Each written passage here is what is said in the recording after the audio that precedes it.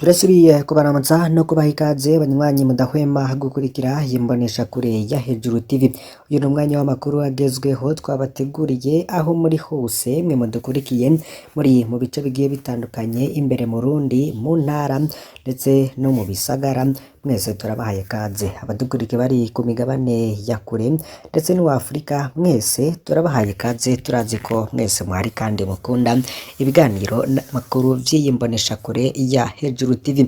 Murabimenyereye ko tubatunganiriza kandi tukabashikiriza amakuru aba ariko aravugwa mu bisata bitandukanye harimo intwaro, politiki, hagati y'akazina muntu, umutungane, umutekano, bivugwa mu kibano, bitangazwa n'abategetsi hamwe n'ibikorwa nabo, ingingo n'amatangazo bigenewe abenegihugu hamwe n'ayandi makuru menshi tubaronkera bivuye mu masoko yacu dufise irya nino, imyihwezo n'amatohoza byose by'ukuri mukaba bikurikira kuri iyi mboneshakure ya Hejuru TV.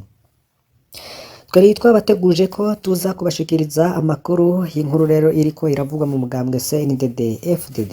Amakuru hadushikira ntahumuriza avuga ko amagara y'umunyamabanga mukuru w'umugambwe Reverien Ndikuriyo atifashe neza inyuma yo gufatwa n'indwara giturumbuka ku munsi w'ejo, ivyatumye mbere atitabira n'amasengesho yo gushimira Imana azomara imisi 3 yatunganijwe n'umugambwe ariko abera kuri stade ya Gasaka Ingozi mu ntara ya Butanyerera. Amakuru yo mwibanga nuko vyari vyitezwe ko atorwa gusubira Reverien Ndikuriyo ku burongozi bw'umugambwe CNDD-FDD ku munsi w'ejo kuko ikiringo ciwe coheze ku munsi w'ejo igenekezo rya 25/0/2025. Twabakoreye amatohoza ubu none hatubazaniye inkuru ku buryo burambuye. Benshi bakibaza bati none yoba agiye guheza nka Pierre Nkurunziza?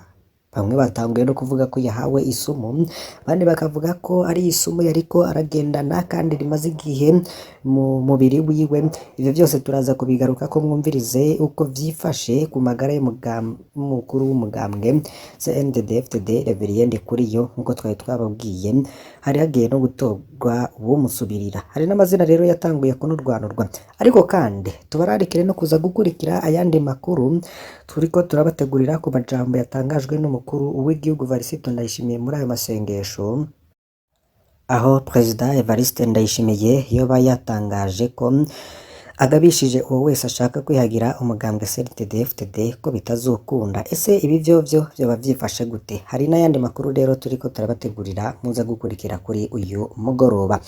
Vyona kuri subscribe canke sabone niba utari wafyondako. Amagara y'umunyamabanga mukuru w'umugambwe uri ku butegetsi ntiyifashe neza, duhejeje kubibabwira mu buryo bw'imfunyapfunya. Reka tubageze ko ido n'ido. Reverien Ndikuriyo yaraye haramanukanwa ijoro na ruse haba nihe Bujumbura canke ambulance imbere yo gufatwa giturumbuka n'indwara aho yarari mu ntara ya Ngozi. None vyoba vyavuye kuki? Tubanze twibutse ko ejo hahise kwigenekezo rya 23/0/2025 ariho hatangura igikorane c'amasengesho yatunganijwe n'umugambwe CNDD-FDD kiriko kibera kuri stade ku Gasaka mu ntara ya Ngozi. Ico gikorane kikabazomara iminsi 3, ubwo no kuvuga ko ari kuva kwigenekezo rya 23 gushika kuri ya 25/0/2025. Igikorane co gushimira Imana imyaka yose uwo mugambwe umaze ku butegetsi no kuyiragiza umwaka twari dutangwa 2025. Umukuru w'igihugu Evariste Ndayishimiye yashitse igihe c'isa 8 z'umuhingamo, igikorane kica kiratangura.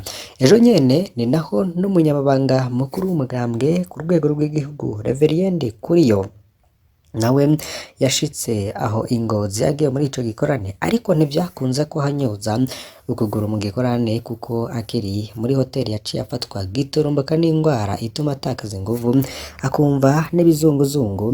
Mu nyuma rero baza kumutabariza. Mu nyuma niho abaganga mu biro vy'umukuru w'igihugu baciye batangura kumukurikirana, batangura kumutera iserumu canke perfusion. Bageze rero kuri serumu ya gatatu niho babona ko bitoroshe, baca bafata ingingo yo kumumanukana i Bujumbura na ruse haba ni hayo mu biro vy'umukuru w'igihugu, akaba umugore rero yoba yaramumanukanye i Bujumbura bavuye i Ngozi mw'ijoro ryakeye hari nk'isaha 5 zo mw'ijoro. Gushika ubu rero biriko biravugwa ko boba bariko bategura no kumutwara mu gihugu ca Kenya kuvurirwayo naho bitaremezwa, nk'uko rero amasoko yacu y'ibanga muri CNDD-FDD ahejeje kuvyemeza, kandi akaba ari n'umuntu akomeye kandi yegereye cane Reveriye Ndikuriyo. Ivyo byose rero turaza kubandanya kubakoreraho amatohoza, ariko kandi muri CNDD-FDD hariko haravugamwo icuka kibi cane inyuma yaho Reveriye Ndikuriyo rero vyari vyitezwe ko azoheza ikiringo ciwe ku munsi w'ejo kw'igenekerezo rya 25/0/2025. Benshi rero bakaba bari biteze n'ikoraniro kaminuza bavuga ko bizovamwo byose babiteze amaso. Ibi rero bikaba bije ari inkuru idahumuriza ko bari bashigikiye Reveriye Ndikuriyo. Bamwe na bamwe rero bahora bavuga ko n'ubundi ashobora gusubira gutorwa kugira ngo bandanye arongore umugambwe CNDD-FDD anawubeye umunyabanga mukuru wawo. Hari amajambo y'umukuru w'igihugu Varisito Ndayishimiye yoba yaratangaje, ivyo tukaza kubigaruka ko mu yandi makuru, ariko hari n'ivyo yoba yaratangaje avuga ko aba CNDD-FDD bigira intama kandi ari mabingira. Varisito Ndayishimiye rero muri kino gihe niwe arongoye Burundi kandi ashikiriza imbere y'abagumyabanga b'uwo mugambwe, abishikirije ari nyuma yaho habonekeye abahanuzi biwe mu vy'amategeko bashize mu ngiro nabi ingingo itanga ikigongwe ku bafungwa barikora bamwe batari bakwiriye kugumizwa mu mvuto ari inzirakarengane. Muri abo bahanuzi rero harimwo n'umuhanuzi mukuru avuka mu ntara imwe n'umukuru w'igihugu. Ivyo bikaba rero vyarabaye mu gihe umukuru w'igihugu yari yemeje izina ku rindi y'abazorekurwa bose ku bw'ikigongwe yaratanze. Varisito Ndayishimiye rero akaba avuga ko abo bahanuzi biwe abagiriza kwayo manyanga bakoze bitwaje ko bakorera mu biro vy'umukuru w'igihugu. Varisito Ndayishimiye akemezwa ko akikujwe n'ababingira muri Ntare House, ntihagire uwibaza ko akorerayo abiranda. Umukuru w'igihugu bwiwe rero akemeza ko muri CNDD-FDD yagenzuye neza asanga uruvyaro ruhari rwose rwarapfuye ruharanira gukurana mu bibanza gusa kugira igihugu kigire rero ngo bisaba ko haremwa uruvyaro rushasha. Bamwe n'abandi rero bumvise ayo majambo y'umukuru w'igihugu bavuga ko badatahura impamvu badatanga imihoho. Harimwo n'abavuga ko gutanga imihoho kwiwe ataco kofasha abanyagihugu, kuko n'ubundi ico kibanza yoba agisigiye amabingira muri CNDD-FDD nk'uko we nyene abita. Aho rero ngo yakibuye abarundi mu kubamenyesha ko atarukiza bakwiye kwitega kuri CNDD-FDD ngo bashireho n'abategetsi bashasha ngo bakwiye no kumufasha gutunganya integuro zigiye zitandukanye kandi zo gushira mu bikorwa kugira ngo abarundi nabo batere imbere. Ku makuru ariko aravuga mu gisata c'ubuzima canke c'amagara y'abantu kandi vyihutirwa, nta muntu n'umwe ngo gushika ubu mu gihugu c'Uburundi aragaragaza ko yanduye ikiza c'ingwara iterwa n'umugera wa Marburg, ariko abenegihugu barasabwa gukurikiza ingingo zo kwirinda. Ni mu kiganiro umushikiranganji w'amagara y'abantu no kurwanya sida Dr Ridwine Baradahana yoba yarahaye abamenyesha amakuru ku muhingamo wa 23/0/2025 Igitega, akamenyesha ko igihugu ca Tanzania camaze gutangaza ko hariko ibonekeza ikiza giturika ku mugera wa Marburg. Ico kiza ngo kiri mu burere bwegereye igihugu c'Uburundi, ariko gushika ubu nta muntu n'umwe mu gihugu c'Uburundi aragaragaza ko yanduye ico kiza. Naho biruko umushikiranganji akaba ahamagarira abenegihugu bose cane cane aba mu ntara zihana urubibe n'igihugu ca Tanzania kwikingira no gukingira abandi biciye mu gukaraba kenshi n'isabune, kumenyesha abaremesha kiyago umuntu wese aheruka gutembera mu burere buri mw'ico kiza kugira ngo ashobore gukurikiranwa neza. Ku muntu rero yigeze kuba canke gutembera mu turere turi mw'ico kiza asabwa kuguma muhira, agaca hamagara ku nomero itari hejuru n'icenda. Umuntu wese akaba asabwa kwirinda gukora ku bagwayi canke ku biziga vy'abantu atazi icabishe, hamwe no kwirinda gukora ku gikoko usanze capfuye. Nayo ibimenyetso vy'iyo ngwara nk'uko bishikirizwa n'uwo mushikiranganji ni ubushuhe bwinshi, kumeneka umutwe cane, uburuhe budasanzwe, kubabara umubiri wose, kubabara mu muhogo, kuvirirana, kudahwa, gucibwamwo hamwe n'ibindi. Umushikiranganji rero akaba asaba uwibonye ko ivyo bimenyetso kwihutira kuja kw'ivuriro rimwegereye. Iyo ngwara rikaba yandukira umuntu akoze ku bintu vy'amazi biva mu mubiri w'uwanduye nk'amaraso, ivyuya, amosozi, umwanda muto n'umukuru, gukora rero ku kintu cose canduzwe n'umurwayi canke gukora ku bikoko vyo mw'ishamba vyanduye iyo ngwara. Umushikiranganji rero akaba amenyesha ko biteguye gukinga iyo ngwara no kuvura abo vyoshika bakandura, kuko yabitangarije abamenyesha makuru bagiye batandukanye. Dusubire i Ngozi ahari igikorane ca CNDD FDD. Umukuru w'igihugu ahamagarira urwaruka kwihangira imirimo no gukunda igihugu.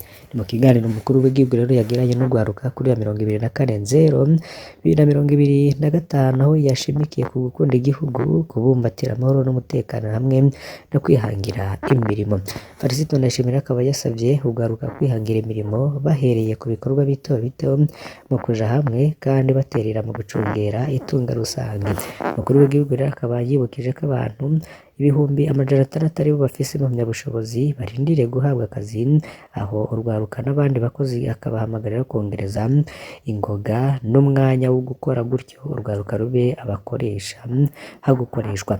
Sebanuri rero akaba yahanuye urwaruka arirwo kazoza k'u Burundi kwirimbura mu kwihweza intambamyi z'iterambere, bagerageje rero kuja hamwe bogereze umwimbu rutazeye imfashanyo canke imitahe iva ahandi. Umukuru w'igihugu rero akaba yasavye abavyeyi guhanura no kwigisha abana bakiri bato gukora ibikorwa bizana umusaruro nk'uko rero ahejeje kubitangaza.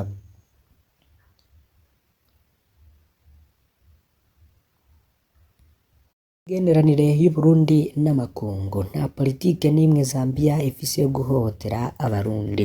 Umushikiranganji ajejwe imigenderanire y'u Burundi n'ayandi makungu Albert Shingiro amenyesha abanyamahanga bafungiwe muri ico gihugu kubera babayeho bidaciye mu mategeko batagizwe n'abarundi gusa. Ikindi rero akamenyesha nuko Zambia atari ico gihugu conyene gifunga abarundi babayeyo bidaciye mu mategeko, kuko ngo no mu bindi bihugu usanga hari abarundi bafungiweyo.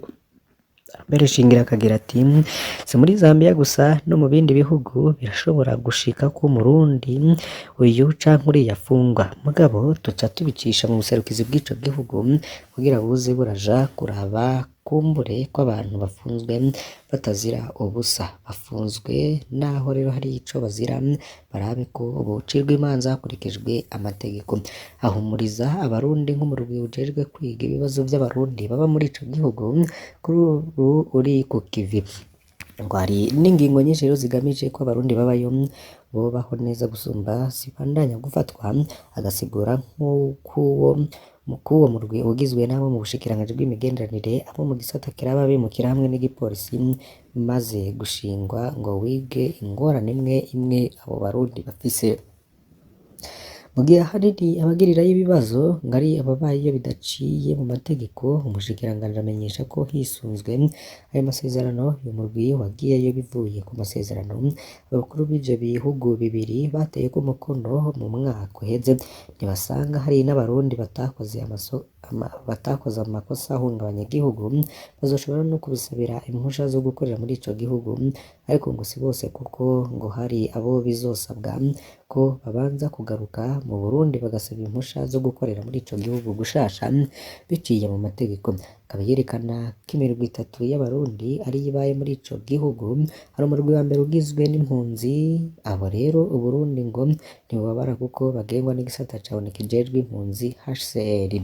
Uwundi murwi ukaba ugizwe n'abadandaza babayeyo biciye mu mategeko, abo kandi ngo nta bibazo bakunda kugira. N'umurwi ukunda guhura n'ibibazo rero ngo n'abinjira muri ico gihugu bakoresha urupapuro rw'inzira rwo kubayo ikiringo kigufi, ariko giheze ntibaje gusaba urundi ruhusha mu buserukizi. Rero bikaba vyarashikirije yabishikirije kuri uyu wa 22/0/2025 aho inama nshingamateka yari iramutse yemeza integuro y'ibwirizwa rijanye n'amasezerano y'ivyo bihugu yerekeye gukuraho urupapuro rw'inzira canke viza ku banyacubahiro. Akaba yari yasiguye ko ibiganiro bizobandanya kugira ngo bakureho na viza y'akazi bizokorohereza abarundi bifuza kwisumamwo muri ico gihugu. Iyo nteguro y'ibwirizwa rero ikaba itegekanya no guhanahana inkozi z'ibibi hagati y'ivyo bihugu ngo zicirirwe imanza mu bihugu zivamwo. Ikaba yari yemejwe ku bice 100% nk'uko bitangazwa. Duhereze kuri aya makuru rero ariko haravugwa mu gateka kazira muntu shiramwe Lushoto risaba umurwi seni gutegura amatora atarangwamweho nyangwa ry'agateka kazira muntu ngo kugira ngo amatora twemereje azobe yubahirije agateka kazira muntu muhuza bikorwa yishiramwe Lushoto ku rwego rw'igihugu ni Vianney Ndayisaba yarayasavye umurwi gutegura amatora seni kubuza za ndirimbo z'imigambo canke ibyivugo biryoza canke bibirwango n'amacakubiri mu bantu bifatiye kuri politike mu gihe c'amatora. Yatanze rero akarorero k'ururirimbo rw'umugambwe CNDD-FDD bwitwa tuzobashiririza canke urwa CNL yitwa tsinda abanyenyezi vyari akabona ko hari uguturira. Aha rero yasavye yashimitse ko indirimbo yose canke icivugo c'umugambwe imbere yuko bikoreshwa n'umugambwe kanaka vyobanza gusuzumwa n'umurwi seni agasaba imigambwe ahubwo guhiganwa ikoresheje indirimbo zihayagiza imigambi. Yarasavye kandi seni ko yovugana na leta ntagira umuntu yosubira gufatwa agatabwa mu mvuta hadakurikijwe amategeko mw'iki kiringo c'amatora azira umugambwe arimwo.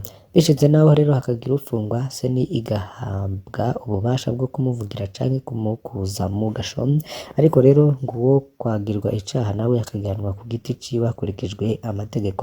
Iryo shiramwe Lushoto rikabasaba kandi abanyapolitike kwigisha abanywanyi babo kudasotorana. Vianney Ndayisaba yasozeye yasavye seni kwihaniza abayiserukira hagati mu ntara ko atandorerezi yosubira gusohorwa igihe co guharura amajwi ndetse n'ibivuyemwo bikamanikwa kugira ngo uwutsinze azoshire aho intahe ishize, uwutsinzwe azoshiraho intare ishize, uwutsinze nawe atwarire bose. Tubakengurukire cyane ko mukurikiranye amakuru ntimuze gucikwa n'ibindi tuza kubageza ko hari inkuru rero twabatunganirije kandi twabateguriye muri aya masaha niyo ya mbere twari twashimye kubashikiriza uyu munsi igaruka rero kuri CNDD-FDD n'umunyamabanga mukuru wayo. Basabe kugira ngo ntimuze gucikwa n'ikindi gice ca kabiri nk'ivyo turiko turabategurira ku majambo yatangajwe n'umukuru w'igihugu Varisito Ndayishimiye avuga ko umugambwe atari uw'umuntu umwe. Basabe kugira ngo ntimuze gucikwa iyi nimbonesha kuri Hejuru TV. Fyonda kuri subscribe canke sabone ni utari wafyonda ko wibuke no kubisangiza bagenzi bawe.